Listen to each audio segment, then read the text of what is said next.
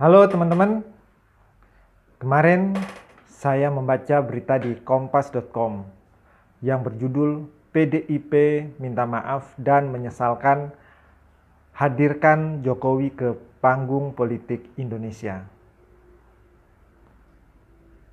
Berikut redaksinya ya di dalam kompas.com. Jadi ini kata dari Deddy Sitorus yang merupakan ketua PDIP, salah satu ketua PDIP. Permintaan maaf itu disampaikan karena kemunculan Jokowi dalam perpolitikan Indonesia, mulai dari Wali Kota Surakarta, Gubernur Jakarta, dan Presiden RI selama 2 periode, tidak terlepas dari peran partai. Itu tentu ada andil, keringat, tenaga dari PDI Perjuangan. Tetapi kita melihat bahwa setelah 9 tahun menjadi presiden, itu setahun terakhir banyak sekali langkah-langkah politik yang menurut kami di luar etika, moral, politik yang diperjuangkan oleh PDIP. Berkali-kali juga saya katakan jangankan kami PDI Perjuangan, mungkin malaikat pun tertipu dengan kelakuannya 1 tahun terakhir. Saya kira ini final, saya gak mau lagi menyebut-nyebut nama itu. Demikian yang diucapkan oleh Deddy Sitorus, salah satu ketua DPP PDIP. Dari sini, saya berkesimpulan bahwa PDIP sudah sedemikian bencinya kepada Jokowi, sampai-sampai untuk menyebutkan namanya saja mereka jijik. Menurut saya pribadi, kalau sudah berkaitan dengan nama Jokowi dan keluarganya, PDIP ini langsung tantrum.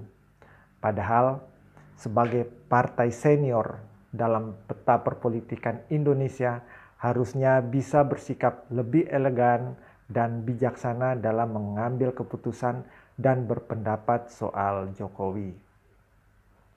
Justru menurut saya saat ini PDIP seperti anak kecil yang lagi ngelawak di panggung politik Indonesia.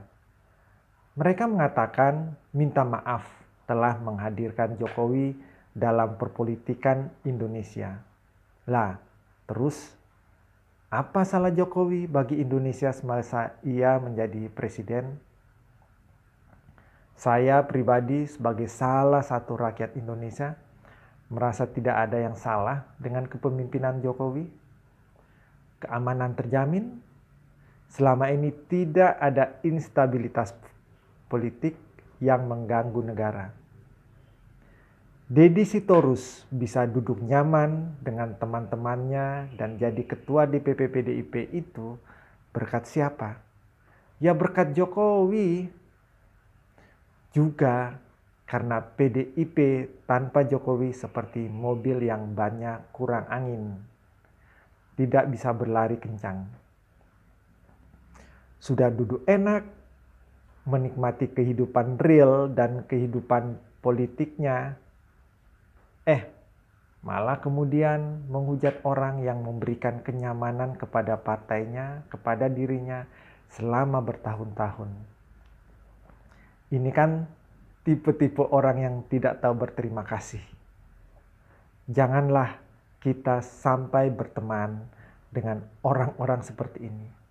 Lebih banyak mudaratnya daripada manfaatnya. Menurut saya, Jokowi hanya salah di mata PDIP dan segelintir orang.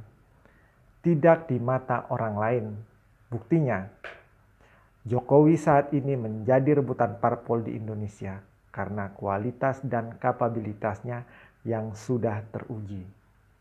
PDIP adalah partai yang tidak mau introspeksi. Harusnya ketika pentolan-pentolannya menyeberang ke partai lain, mereka harus ngaca. Apa yang salah dengan partainya? Apa masalah sebenarnya berada pada ketua umumnya? Atau sekretarisnya? Atau pengurusnya? Atau yang lain-lain? Jokowi dianggap melawan partai tentu saja tidak secara tiba-tiba terjadi. Dengan karakternya sebagai orang Jawa, tentu saja ia bukanlah tipe orang yang suka berkonfrontasi.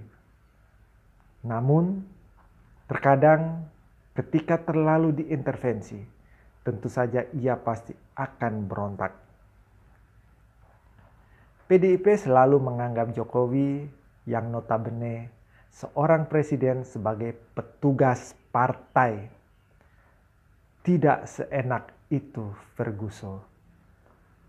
Jokowi dipilih oleh rakyat Indonesia dan dia presiden rakyat Indonesia.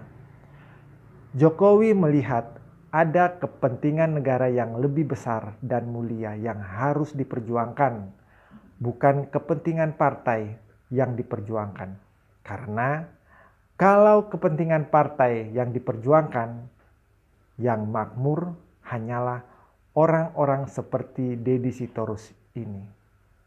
Makanya ketika seorang Megawati mengatakan kalau Jokowi bisa jadi presiden karena PDIP, itu adalah pernyataan yang sangat sombong dan mengucilkan peranan seorang Jokowi.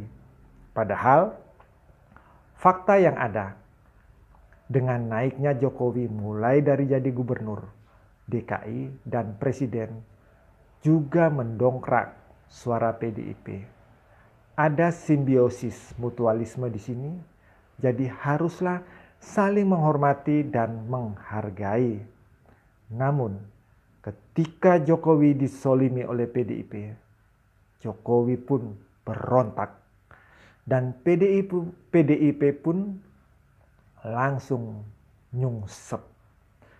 Ketika capresnya yang berambut putih itu hanya meraih 16% suara dan berada pada urutan paling buncit, dikalahkan oleh seorang abah.